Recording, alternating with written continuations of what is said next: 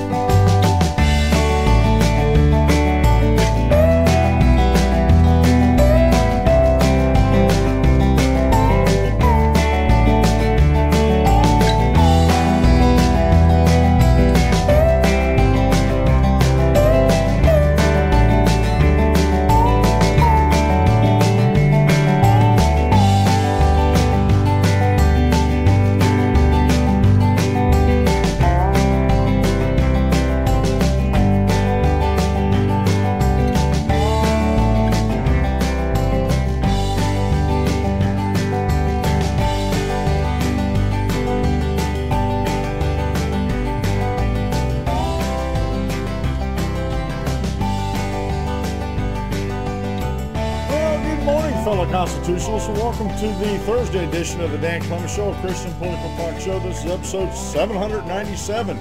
I'm your host, Dan Clements, your constitutional warrior, fighting for your right just to be an American. It is May 11th in the year of our Lord 2017. Remember, we're a hyphen-free, PC-free zone. God is still in control, and He does love you. And I'm broadcasting live from the Hemlock Studios here in the beautiful central Susquehanna Valley before the great John Wayne desk.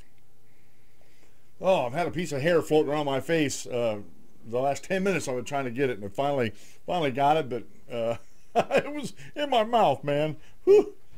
Oh, man.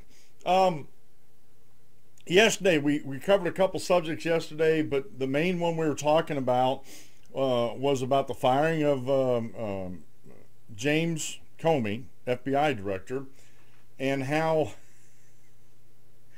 the reason why I'm laughing is because the hypocrisy that's on display when it comes to the Democrats and the progressives out there, those that are in the anti-freedom crowd. 5 times, I have an article here from cnsnews.com, 5 times Democrats said they wanted Comey gone. This is by Craig Bannister from cnsnews.com. Real short, and I'll read this to you here in a little bit. And I think this is just a minimum of 5 times that between June of last year and today, they wanted Comey gone.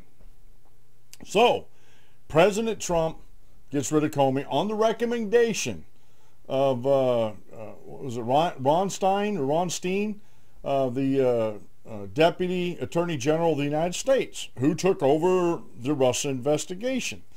Well, as you can probably imagine, the progressives, Democrats, the anti-freedom crowd out there has twisted the story around to make it look worse than what it actually is.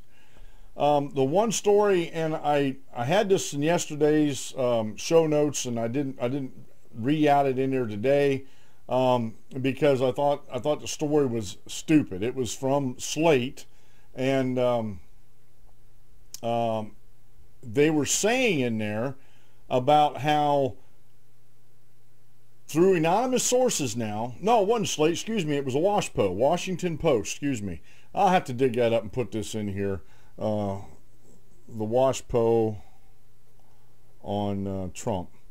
And I'll get that on the show notes page. I don't have it on today's. Have to get it off yesterday's. But what they were saying, and this was all over the social media yesterday, and it was still sort of trending on there this morning, anonymous sources, unnamed sources in government that are highly placed and know what they're talking about, but okay, I could say that, I could make a story up and say that in a story saying I know these folks are highly placed and this is what they said. No way to verify it. None whatsoever to verify. We just have to trust the Washington Post's word for this. And as far as I'm concerned, they don't have any more credibility than the television lamestream media like CNN because of their false reporting in the past. And they downplayed a Justice Department spokesperson who told them basically what the narrative was Trump fired him. Comey was looking for more money to investigate the Russian links, which I was doing some checking, and the FBI has a budget, and they do all this sorts of investigation.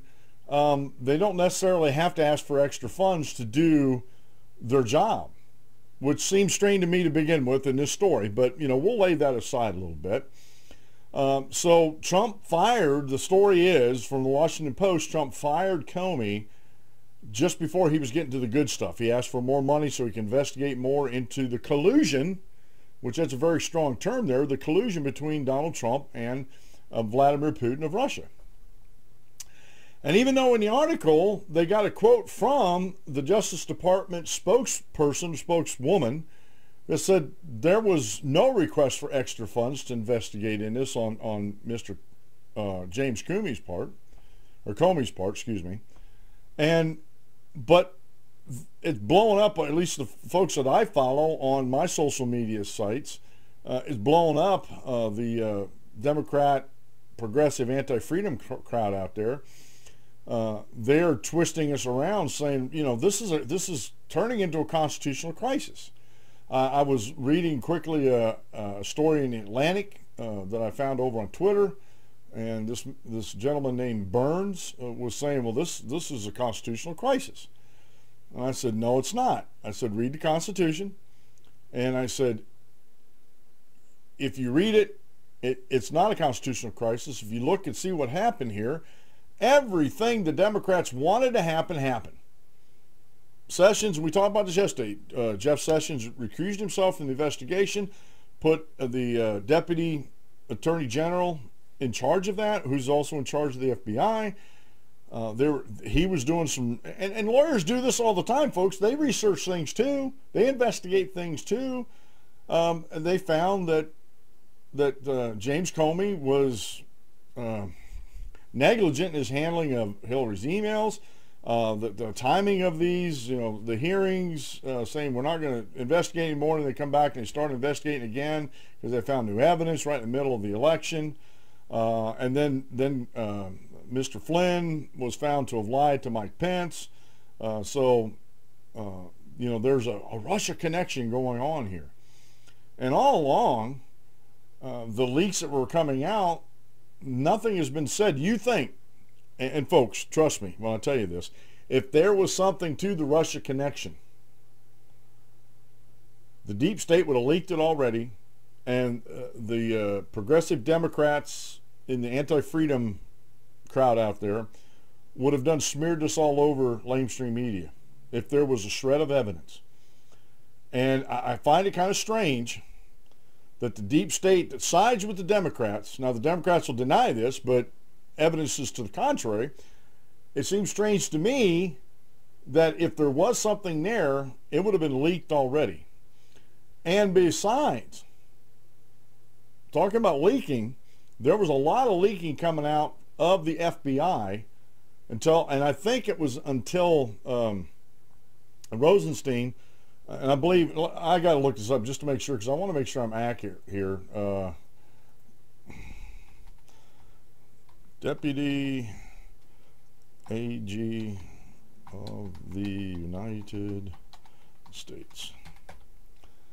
I just want to look this up.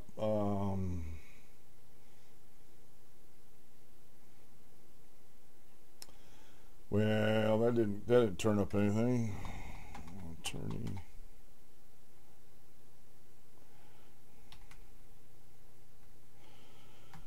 General, I'm sorry about this, folks. Rod Rosenstein. I thought it was Rosenstein. Just wanted to make sure. Rod Rosenstein is the Deputy Attorney General of the United States. Okay. He was investigating. He can investigate. And he's in charge of the FBI. And I think it wasn't until, and it seems like there's a timeline here that I'm still looking into. The progressive anti-freedom crowd was pushing for Jeff Sessions to recuse himself. Okay, he recused himself. Put Rod Rosenstein in charge. And it wasn't soon after that that the leaks stopped coming out of the FBI. Up to that point, it seemed like James Comey wasn't doing anything about stopping any of the leaks coming out of the FBI, which means I think he was complicit in that. I don't have proof of that. I'm just saying. You know, I'm calling them as I see them. I'm not trying to cause any type of conspiracy theory to develop here. It's just that everything seems a little strange here. Okay? So, but anyway, prior to this, there was a lot of leaks coming out, and you would think if there was something there that would already been given to the FBI's Democratic operatives or the deep state. I'll instead of say FBI, I'll step back a little bit and say the deep state operatives that are leaning Democrat, progressive, and anti-freedom would have leaked this out already, and this would have been front page news all over the country. And the fact that it hasn't done so speaks volumes to me that there is no collusion here between Trump and Putin and Russia. And Michael Flynn, even what he did, doesn't seem to really had affected anything now. And this is for Bruce, my buddy Bruce and Dave. I am going to be playing a clip here from The View. Okay, I'm gonna play this long clip from The View. That's why I put the disclaimer up. I'm going to do it again before I do the video. But I think it's an interview with Condoleezza Rice, and I think it's very telling. It's very telling. And Condoleezza Rice, she's a brilliant woman. She really is. I've always liked her. And she says some facts on there that leave The View in stunned silence. Just in stunned silence. They haven't had a lot to say about it. Whoopi Goldberg makes some very ignorant comments on the show. Will not even name the presidents who named shall not be named. You know, sounds like Baltimore on Harry Potter. You know, she just refuses, and they think it's a badge of honor. Well, she just refuses to say his name. All right, just sit there and be ignorant then. You know, whether you like it or not, President Donald Trump is your president, whether you like it or not, whether you agree with him or not. He is your president. So get over your bad self. So we're going to talk about that. We're going to talk about, you know, was there collusion between the President Trump and Russia? And we're going to, and I think Condoleezza Rice really sums this up well in this interview with The View.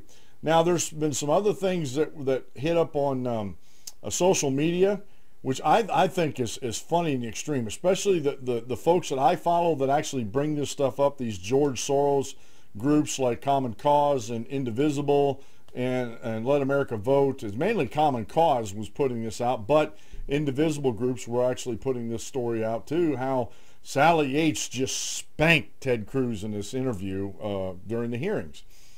And I watched the whole clip. I watched a partial clip. I watched most of the hearing. And honestly, I don't think there was any spanking going on either way. I think there was intelligent conversation both ways.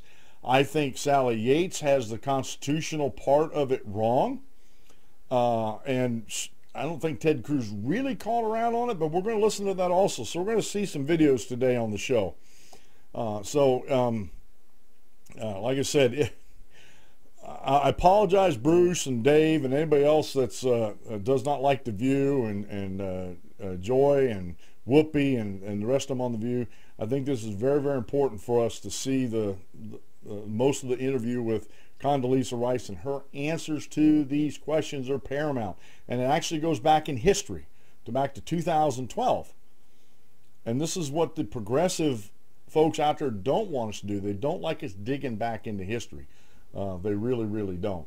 So, you know, we're gonna get into all this, and I wanted to try to talk about net neutrality today, but that I'm just not going to be able to work it into the show. That something's really started coming up again since the FCC is talking about getting rid of this, and the Democratic, progressive, anti-freedom crowd out there is just all beside themselves about, oh, this is the most terrible thing in the world to get rid of net neutrality. And in my opinion, my humble conservative, constitutional, Austrian economic opinion, it was the worst thing to ever do to classify the internet as a Title II, Utility. And I'll try to, and like I said, I won't have time to do it on the show. I'm actually going to do a short video that I'll be putting up on YouTube. I'll try to do that today or tomorrow. And I'm also going to put it up on VidMe. VidMe is my second go-to source where I can put up shorter videos. And because YouTube is, like yesterday's show, I barely got the show up, and it wasn't even done processing yet, and it already was demonetized by YouTube for content. Now, it could be because I did use a clip on there, and I'm going to use a clip today. That's okay. They don't want to monetize these videos because of my clips here, and there was no copyright infringement they were talking about. If it's a copyright infringement, they would say that, but they said it was content. But I'm going to continue to endeavor and press on, showing you and actually going over these things with you. As always, the official drink of the Dan Clements Show is Rocky Mountain High Brand. It's hemp infused drinks. They have energy drinks. They have iced tea. They have lime and coconut, which is very good. And my favorite is lemonade, which tastes like Fresca. And believe it or not, this is only anecdotal, but the hemp oil in these drinks help me go further in my day with less pain and less swelling in my joints. I got bad knees, and it just helps me to get through my day better. This hemp oil, it's only anecdotal, but I told my doctor that I'm taking this, and he says if it helps, take it, but just don't overdo it. And I understand that you can actually overdo herbs, a lot, or natural things like that. A lot of people don't understand that. They think, well, it's a herb, we can take as much as we want. It still has medicinal purposes too, some of these herbs, so you just can't just take however much you want. But there's 100 milligrams of hemp oil infused in these drinks. Like I said, it seems to help me out with my pain. Maybe it's a placebo thing, but I don't think so. And full discretion about Rocky Mountain High Brands, I am an investor. I have money in my retirement account actually invested in Rocky Mountain High Brands. Today's daily Bible reading comes from the Gospel of Luke, chapter 19, verses 37 through 40. Then he was now drawing near the descent of the Mount of Olives. The whole multitude of disciples began to rejoice and praise God with a loud voice for all the mighty works that they had seen, saying, "Blessed is the King who comes in the name of the Lord, peace in heaven and glory in the highest." And some of the Pharisees called to him from the crowd, "Teacher, rebuke your disciples." But he answered and said to them, "I'll tell you that if these should keep silent, the stones would immediately cry out." And the one thing I want to point out here in this reading was the multitude of people who had seen Jesus Christ work and preach and do miracles to confirm the word. There are eyewitnesses to his work in what he did, in the saving grace and the salvation he brought to the world. This quote mail comes from Dick McMullen. Real authority is the power to serve. Real authority is the power to serve. You got to think about that one for a little bit, folks. Today's short Bible lesson you'll find over at the DanClementsShow.com show notes page. Right after the show, these are posted up. It's by Ben Gisselback of PlainSimpleFaith.com. Why is it sometimes difficult to know God's will? And my short answer to that is because we make it harder than what it is. I made it, definitely before I became a New Testament Christian, I made things harder than what they actually were. For one, in the Catholic faith, up until I think 1973, lay people weren't even allowed to read the scriptures for themselves. They had to rely on the priests, the parish priests, for their knowledge of the scriptures. And I find nowhere in the Bible where that's authorized, where we're restricted from reading God's word. So I think a lot of it comes to we just don't know God's word, and we need to sit down for ourselves and study that. We don't need to be a theologian that has 20 years of schooling behind him to understand God's word. God's word was never meant to be that way. It's a lot easier to understand than what people actually give God's word credit for, and we get this mindset that it's hard to understand. And if we have that mindset, then it is going to be hard to understand if we come in with that preconceived notion and that mindset. Okay, real quick here. real quick. I want to get through these videos first. Condoleezza Rice talks to The View and talks about Putin's role in the 2016 election. And so let me go over and get this thing set up here real quick. Always want to try to put this fair use up just ahead of everything, just so we understand what's going on here. All right, and here it is, and she's going to talk about a whole host of things, Michael Flynn, the whole 9 yards here. And this is Condoleezza Rice on The View.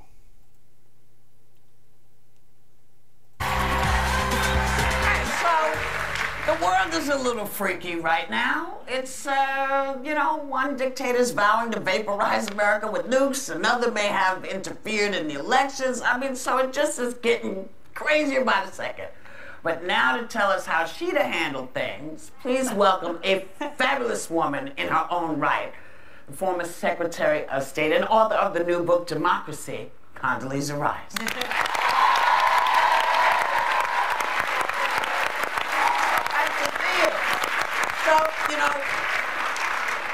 We were talking about Sally Yates' testimony, and, President Obama warned Trump about Michael Flynn. A whole lot of people warned about this man. How do you make somebody heed a warning that they may not want to hear? Well, let me just say, I've been in Washington, and a lot of times people say, oh, I told him this, I told him that. I don't know what those conversations were really like, so I'm not going to go there. Right. I'm just going to tell you this. Michael Flynn is gone. Yes. And H.R. McMaster is as good as you can do for National Security Advisor. And so Americans ought to be comforted by the character of the person who's there. This is one of the most decorated and best generals of his generation. Isn't he having trouble with Trump, though, right now? Not that I can see. I actually think this is a really good national security team. Look, we have a different kind of president, all right? He's different. He'd never... Great way to put it. Very diplomatic. He had never been in government before. And when you haven't been in government before, sometimes it looks kind of easy in there until you get in there. Yeah. And when he said, this job's a lot harder than I thought, I actually kind of felt bad for him, because it is a really hard job, and it's a lonely job, and you want people around you who you trust. So they've done well. Rex Tillerson is a really good Secretary of State, and Jim Mattis is a great Secretary of Defense, and they've got some really tough problems, as you were just saying at the beginning. When you're dealing with a North Korean leader who is, let's just say, reckless. He might even be unhinged. Yeah. And he is getting better with nuclear weapons. He's getting longer in his ranges to perhaps one day reach the United States. I don't care who you are as president. That's a scary proposition. You take it seriously. You take it seriously. Well, Madam Secretary, it's been alleged that weeks before President Trump's inauguration, Flynn discussed American sanctions against Russia, as well as other areas, perhaps of possible cooperation with the Russian ambassador. As someone who has had that position as National Security Advisor, would you have felt comfortable at that time, before the inauguration, having those conversations, or is that inappropriate? Well, let me make a distinction here, because when you are the National Security Advisor elect, in other words, your guy's been elected, but you've not yet been inaugurated, you will have conversations with foreign supporters. They want to meet you, they want to establish a relationship. The thing you shouldn't do is to talk about policy, suggest that you might be changing the policy of the administration, because there's only one president at a time. Until the new president is sworn in, the president who is there gets to make policy. So I don't know what Michael Flynn did or did not say.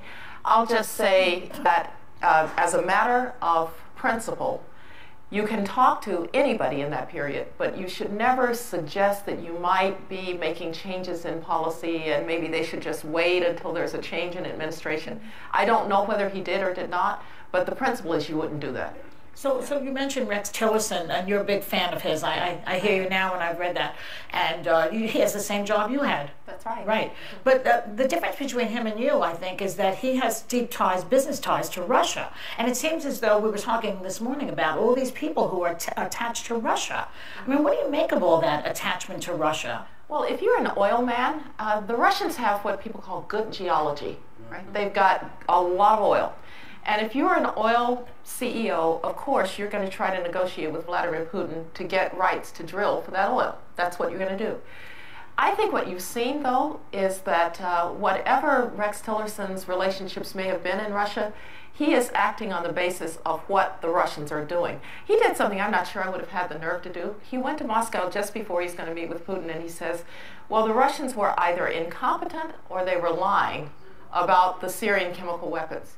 I thought, wow, that's rough. I'm not sure I would have said that. So he's acting on our behalf. I get that about him, but what about the rest of them? The rest of them didn't work for Exxon. Well, just look at where relations are with the Russians. Again, I think we ought to be looking into what ties were there. That makes perfectly good sense. But I also want to say something about Vladimir Putin and interfering in our elections. He has been trying to interfere in our elections and everybody else's for a very long time. What cyber allows him to do is to do it more efficiently and more quickly. But let's not deceive ourselves that the Russians haven't tried these tricks before. They have. Now, I would have said, I would have said to the Russians, we know you did it. Right? At a time of our choosing, we will find a way to punish that behavior. But Vladimir Putin is an eye for an eye kind of person. And we questioned, or Secretary Clinton questioned the legitimacy of his election in 2012.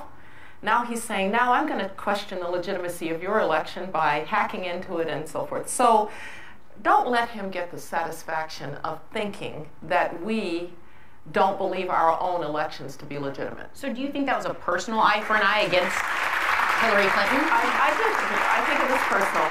But he likes to intimidate. Now, I can tell you that I was with him on many occasions.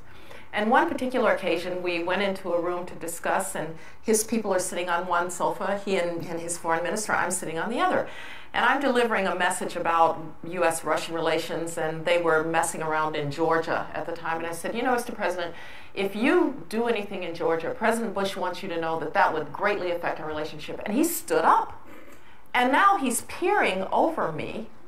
And so, just on instinct, I stood up too. Now, I'm 5 foot. I'm 5'10" in heels. He's not. He's short. And so, what you can't do is be intimidated by Putin or let him play these psychological games. But Madam Secretary, if he indeed did engage in these types of tactics in our election, then the very legitimacy of our election is at issue, isn't it? No. And that's where I would, first of all, I don't want to question his motives beyond he's an eye for an eye kind of person. Secondly, I trust the people who voted in Wisconsin and Texas and Alabama and California to have voted on the basis of who they thought was best going to represent their interest. And so I'm not going to question the legitimacy of their vote because Vladimir Putin tried to interfere in the elections. That's just a step that I don't think we should take. Let's trust our fellow citizens to have been smart enough to vote for the people that they thought they ought to be voting for. You referenced North Korea before, which is something that I think many people are very concerned that we're potentially headed to war. How do you feel about President Trump's approach to Kim Jong-un, saying he would be willing to sit down with him without preconditions? This is something that's been controversial that President Obama did with other countries. Does that concern you? I mean, complimenting him in some ways, does that demean our ability or diminish our ability to combat a tyrant potentially? Well, it's not the language I would have used. Look, Kim Jong-un is smart. He wouldn't still be there if he weren't smart. And you don't get anywhere by underestimating the brain power of your adversary. So let's not assume that he's not smart. He is. But he's also extremely dangerous, reckless, and, as I said, maybe a little unhinged. So I think what they're trying to do is the only country in the world that maybe has some influence with the North Koreans, the Chinese. And so they're saying to the Chinese, all right, we know that you haven't so far been willing to put the screws to North Korea because you're worried that regime might collapse and then you'll have refugees and a long, unstable border. But let's tell you something. The worst outcome is you don't do anything about the North Koreans and then we have to. And no president can sit there and let the North Koreans get long-range missiles able to reach the United States. So do you find it interesting that the relationship between China and the new guy Just won't say his name. I won't. Needs to be a little clearer for the American people, because there's been a lot of conversations about, you know, getting your, what was it, his, oh my God, see, I had, the brain is gone. When he was getting his, he was able to get his patents, the trademarks. And stuff. And all of these things that came tumbling into the new guy's lap once he became president, shouldn't he kind of clear up that he's representing, as our president, he's not representing his corporation, but representing us and our needs? Oh, absolutely. It should be absolutely clear, and he should do everything that he can to make that absolutely clear. This is new. We've never had somebody who's never been in government. We've never had somebody who came directly out of the business community into the government. And so we're making new waves here, new policy and new directions. He made me love George Bush, I'll tell you that.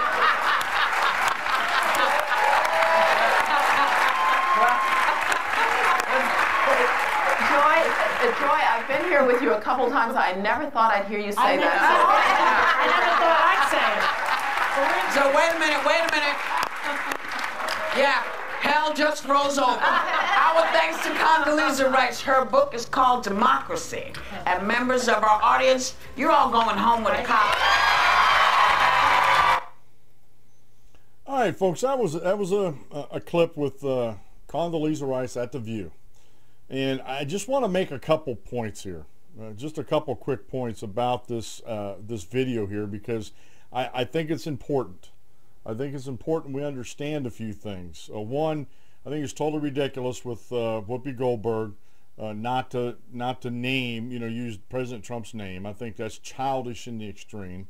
Second, for Joy Behar to say, well, he makes me want George Bush. I don't know too many people want George Bush back. Maybe there's more than I think out there, but George Bush wasn't the best president either. But again, I want to point out some of the things that Condoleezza Rice was doing, and she was very poised, she was very comfortable in her answers, and she left them no room for criticism. She really didn't. And I think she hit the nail on the head. Putin is this eye for an eye type guy. And Hillary Clinton criticized him back in the 2012 elections, and I remember this vividly, that she said that he was illegitimately elected. And that, to me, we can criticize. If I criticize President Putin and say the elections were illegitimate, that's one thing. I have no power in the country. I do not hold any levers of power or any influence over anybody. That's one thing. But for a political figure, Secretary of State at the time, talking this way, yeah, I think there's going to be, especially with Putin, there's going to be some ramifications. At a place and time of his choosing, he's going to interfere in the elections. Now, if he did, he did.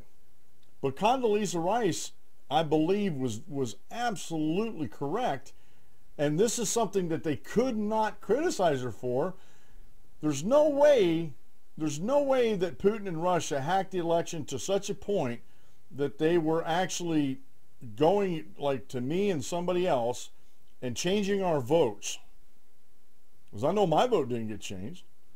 And most people's votes didn't get changed. And she said, we need to let the people of Minnesota and Texas and these other states vote for who they think is going to represent them the best. And you've seen, if you watch the video, you've seen this sort of stunned silence there. What could they say?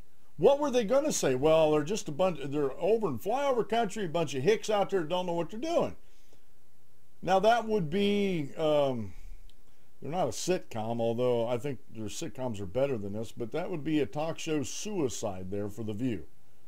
It really would be if they would have said something like that. So Condoleezza Rice, I think she's, and I don't use this in the term of she's a good-looking woman, although she is, but she is a fox as far as her cunning and how she states things and how she puts down arguments with just her statements. And I think it shows her debating skills, and it also shows her diplomatic skills. She's very diplomatic in this whole thing. And she also said another thing. We've never had a president like this, and I would have to disagree. I think George Washington, not that I want to compare Donald Trump to George Washington, but nobody in the history of the United States, when we had the Constitution set up and we elected the first president, had ever held the office. And the only thing George Washington can, say was, he participated in the constitutional conventions and stuff like that, but still, no one had ever been president of the United States before, and he was a military man, and he was also a business owner. And even when he was president, he still bought and sold goods for his plantation. His plantation went on even without him. Now, whether he had direct a hand in that or not, I don't know if any historian actually looked at this, but his plantation went on. He still had business interest. He distilled whiskey and sold that. They grew hemp. Other things on the plantation, tobacco, they sold that to keep the plantation going. And that's folks, to me, that's no different than what Donald Trump and his company does. Now, Donald Trump signed over, which I'm fine with that. Donald Trump signed over his business to his sons, and he's not in the day-to-day running this business, and I think he's done his best to try to minimize any type of emoluments violations, which he hasn't violated yet, and try to minimize any looks of impropriety. Okay? I like what Dave said. I used to have Condoleezza for president bumper stickers, but she never ran. You know what? I wish she would. I think she's a very capable, smart woman. I think she'd make a way better president than Hillary Clinton ever thought in her wildest dreams could make. All right? Just saying, folks. So I just wanted you to get that flavor in there, what Condoleezza Rice was talking about. Michael Flynn, the whole 9 yards. And I think she totally diffused the women on the View, especially Whoopi and Behar. And like I said, I think it's childish of Whoopi, to not even use Donald Trump's name. I'm sorry. Is that supposed to be something fantastic that she does? Well, she won't even use his name. She is above the fray. It's like, all right, keep acting like a child, and we'll keep treating you like a child. All right, folks. And I have to get over here too. And this next one, this is Ted Cruz. And this is the,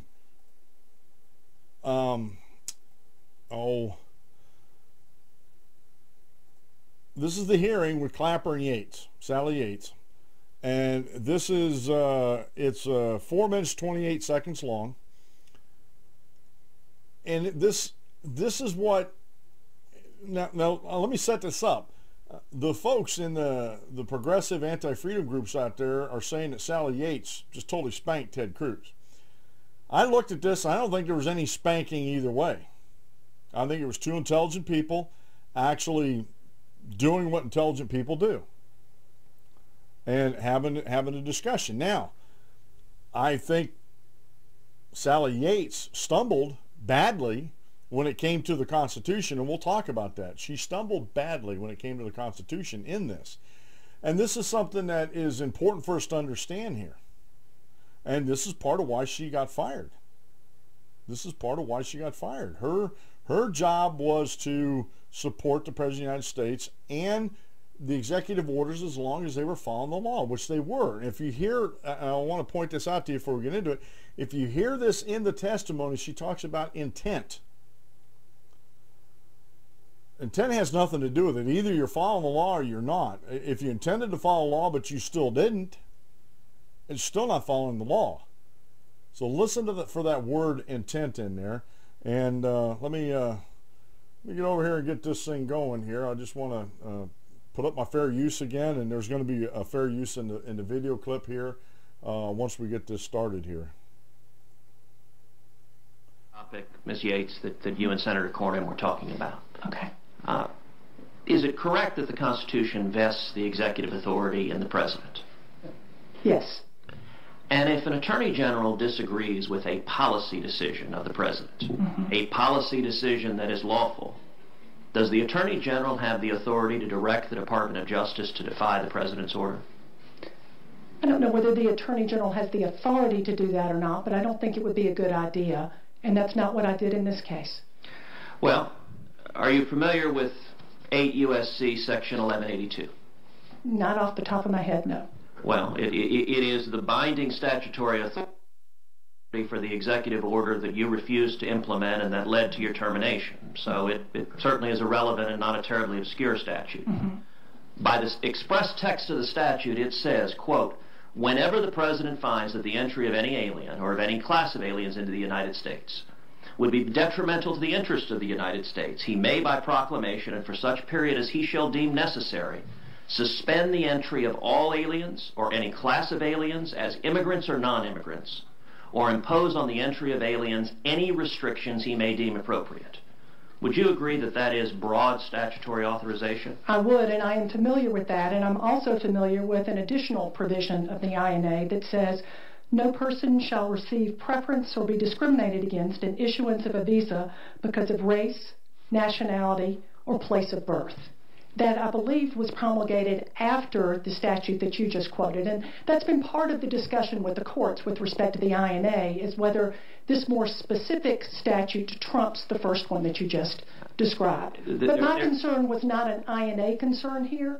It rather was a constitutional concern, whether or not this the executive order here violated the Constitution, specifically with the Establishment Clause and equal protection and due process. There is no doubt the arguments you laid out are arguments that we can expect litigants to bring, partisan litigants who disagree with the policy decision of the President.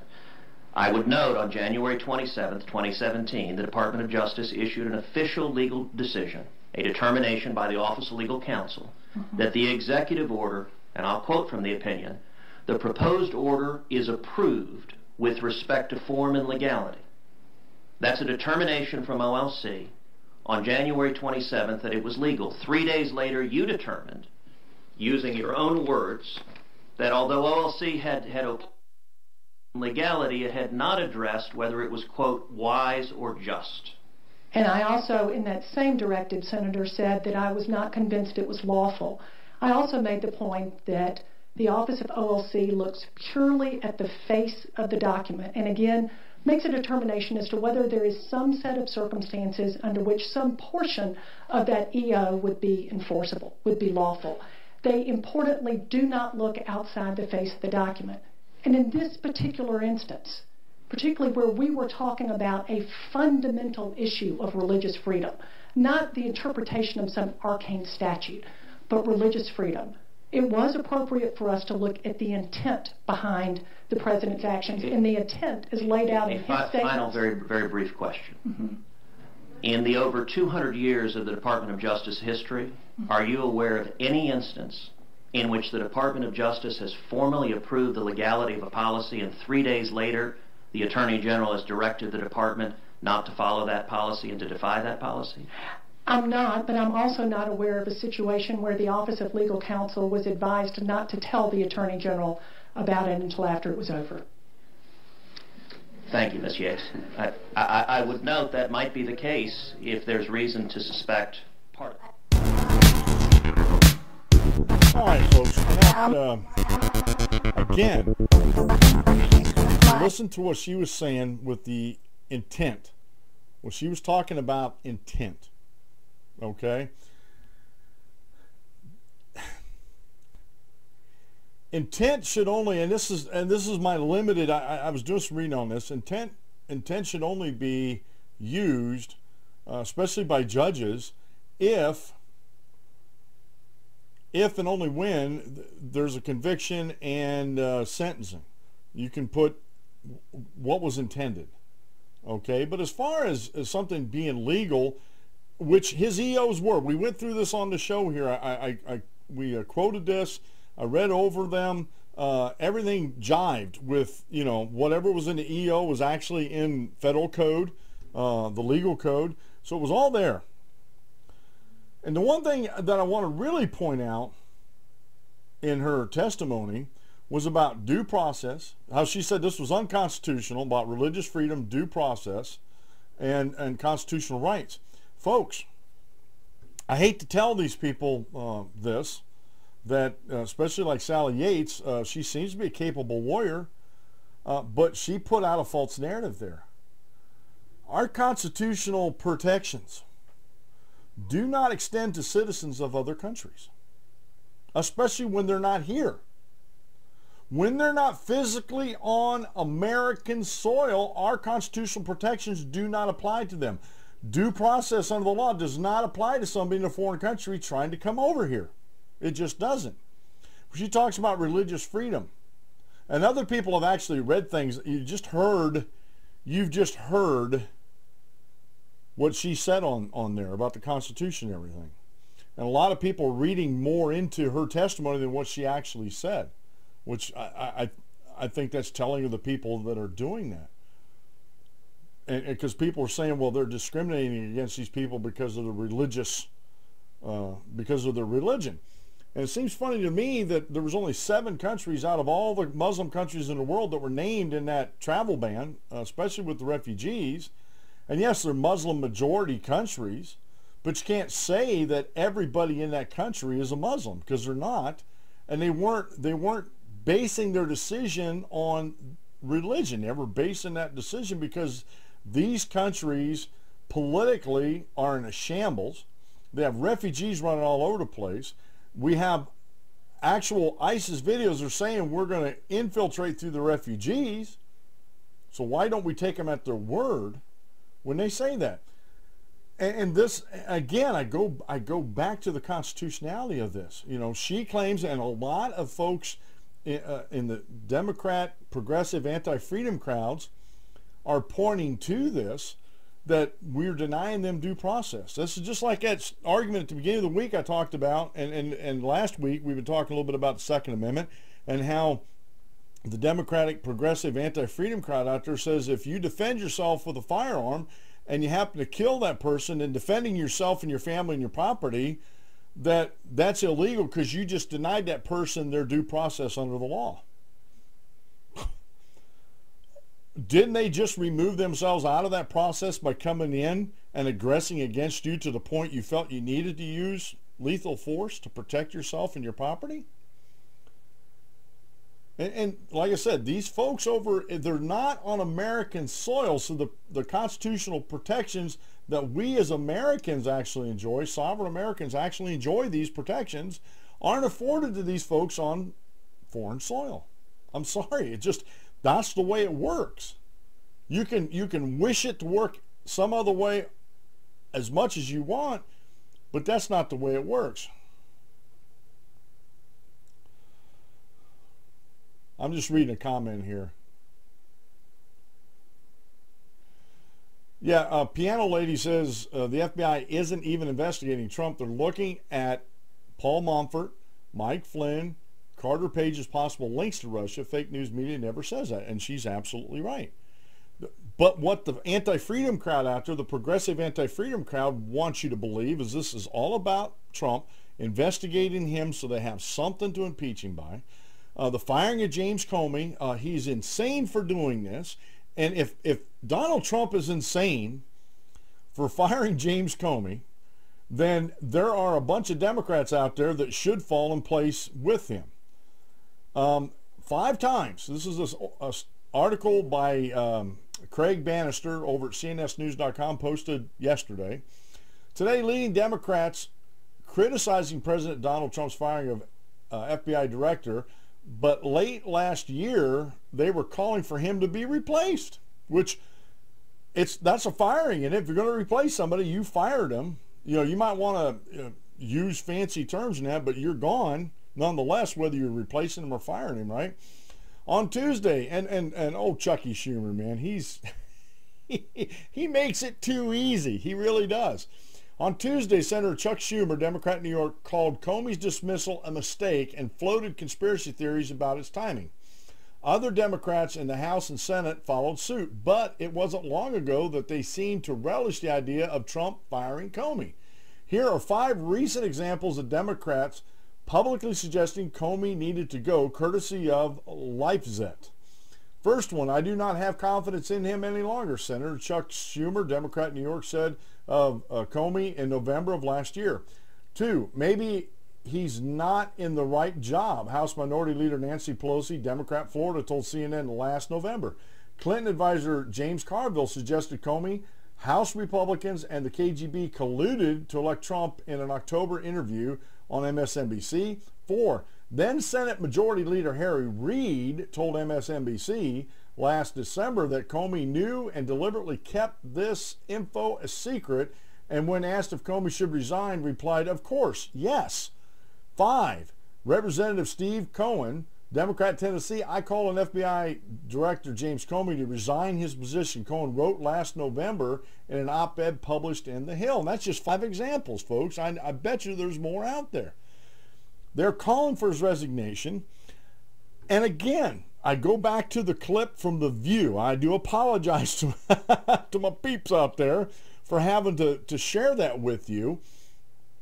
But I think Condoleezza Rice hit it on the head when she was talking about the elections, when she was talking about just about everything, you know, and she hit it on the head when she said this, besides George Washington, which we're not going to talk about, I just got done talking about him, in modern history, in modern presidential history, we've never had a man come from the business sector to the presidency of the United States without going through some other type of political offices, you know, representative, governorship, whatever. Haven't had it. So if we haven't had it, then we are sort of, in modern times anyway, we are sort of plowing new road. You know, we're blazing trails here. And Donald Trump doesn't think like a politician. And he's proven time and time again he doesn't think like a politician. He doesn't take in the political calculations that a politician would. How's this going to look if I do this now? How's this going to seem to the press or to my enemies if I do this now in such a way to whoever? And we're not used to that. We're absolutely not used to that. If you've never been in the hierarchy of business, and I have, if you've never been in it, you don't know what goes on in there. And quite honestly, in our litigious society today, executives in businesses take their time, they get studies done, they have people investigate things before they make a decision. And they don't care about the optics. They don't care what it looks like as long as they're covering their backsides from a lawsuit. And this is exactly how Donald Trump is acting. So he's acting like a businessman that he is in a political arena. He does everything they want him to do. Like I said in the beginning, they wanted Jeff Sessions to be recused from the investigation of the Trump-Russia collusion, which, quite frankly, as Piano Lady said, it's not about Trump. This is something that there is being added on to this to get people. People don't know who Paul Montford, maybe not. They might know who Mike Flynn is or Carter Page. They may not know these names as much as they do Trump. So what is it? It sort of wastes air and ink if they put those names to it, but it becomes fantastical if they put President Trump's name to that. Now, collusion. The definition over Merriam-Webster, you know I like using Merriam-Webster, secret agreement or cooperation, especially for an illegal or deceitful purposes, acting in collusion with the enemy.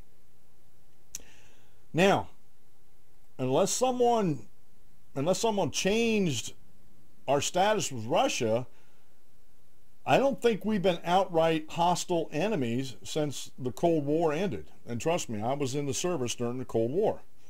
I don't believe we're enemies with Russia. Matter of fact, before the Cold War, up to and including the founding of America and the Constitution and everything, Russia was an ally. Russia sold us Alaska. A lot of people don't know this because they don't know the recent history or even their faraway history. Alaska was called Fulton's Folly. But one of the reasons why Russia sold Alaska to us is they were afraid that they were going to lose it to Britain. At the time, Britain was the world power. They were an empire across the world. It was said at one time that the sun never set on the Union Jack. So they were afraid of England taking that territory from them because they didn't feel they could stand up against England, so they sold it to America. So it's amazing to me. It's just amazing to me that the narrative that these folks actually spread and put out. And thank you for stopping over, Paul. Actually, I believe Paul and I met on Facebook and wanted to know about the show and how to listen to it and watch it. So appreciate you showing up there. And please, folks, if you're listening to the show or in the chat room, please, I'm not one of these guys that's going to tell you, just give me a thumbs up. You know, give me a thumbs up and subscribe. I'm going to ask you if you like the show, subscribe. And you give me a thumbs up or thumbs down. It's your choice. I'm a big boy. I can take it. And if you have some constructive criticisms or attaboys, I'll take them too. Like I said, I'm a big boy. I can take these things. But getting back to the narrative of what's going on here. The Democrat, the social, I should say social Democrat, because that's exactly what they are, progressive, anti-freedom. I don't call them left or right anymore because I think there's some leftists on the right. I think there's some rightists on the leftist side of the aisle. But I do believe we can make a more clear demarcation, as it were, line of demarcation where we have anti-freedom and freedom, if you want to look at it that way. I have a little meme here about the Overton window. If you don't know what that is, go do some Google research on this, because one thing, if you do your own research, you'll remember it longer. But basically, freedom's on top, less freedom's on the bottom. I call it freedom, anti-freedom. And there's the same path to come to the middle, okay? But you still get to the middle there where you can have policy. But I think when you come from a freedom standpoint to make policy for the country, I think it actually works out better. But the anti-freedom crowd out there, and trust me, folks, I have a lot of them that I follow because I want to keep tabs on them on Twitter and on Facebook. And these folks are beside themselves as far as Trump and Russia and all the collusion that they say is going on, which honestly, secret agreement or cooperation, especially for an illegal or deceitful purpose, I don't see it. And if you're new to the show, I'm not a Republican. Haven't been a Republican since 2007. I am a member of the Constitution Party. And I thank God I was able to not have to write in my candidate in Pennsylvania here. I live here in the central Susquehanna Valley in Pennsylvania. Darrell Castle was a hard-fought battle here in Pennsylvania to allow third-party candidates to get on the ballot. He was on the ballot, so all I had to do was click and check his name. I felt wonderful for doing that, and I'm proud I was able to cast that. I was proud to be able to make that vote, to actually cast that vote, and no, me voting for a third party didn't put either or in office, because they never had my vote to begin with, and they never earned it during the election anyway. So, you know, I just want to leave that there. Oh, let's see here.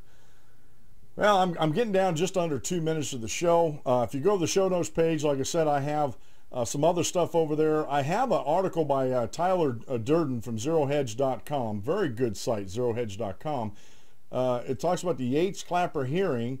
Flynn is in deep trouble, but still no evidence of Trump collusion with Russia. And again, as I stated at the top of the show, and I'll end at the bottom of the show here, if there was any evidence in the FBI or anywhere else, in the halls of power down in Washington, D.C., the deep state would have leaked that already. That they would have. This would have been out there, and this would have been front page news on every aspect of the lamestream media out there, from print to the internet to the TV. But the fact of the matter, it hasn't happened. It just hasn't happened. Oh, well, they're not done investigating. Folks, sometimes the leaks come out of Washington, D.C. like a sieve. They really do. I want to thank Piano Lady and Paul Burdine and Dave Faulkner for showing up in the chat room, and everybody else that's listening to the show. And I just want to thank everybody for supporting me. Again, please, if you're watching the video, give me a thumbs up or thumbs down, and just let me know what you think of the show. And if you want me to talk about something, let me know that too, and we'll get over and do that. This has been the Dan Clements Show. I'm your host, Dan Clements, your constitutional warrior. Remember, if you aim at nothing, you're going to hit it every time. Have a great rest of the day, folks, and God bless, and we'll see you tomorrow noon for Free for All Friday, which is one of my favorite days because it's the last day of the week, and then we can talk about anything on the show. So you guys have a great rest of the day, and God bless.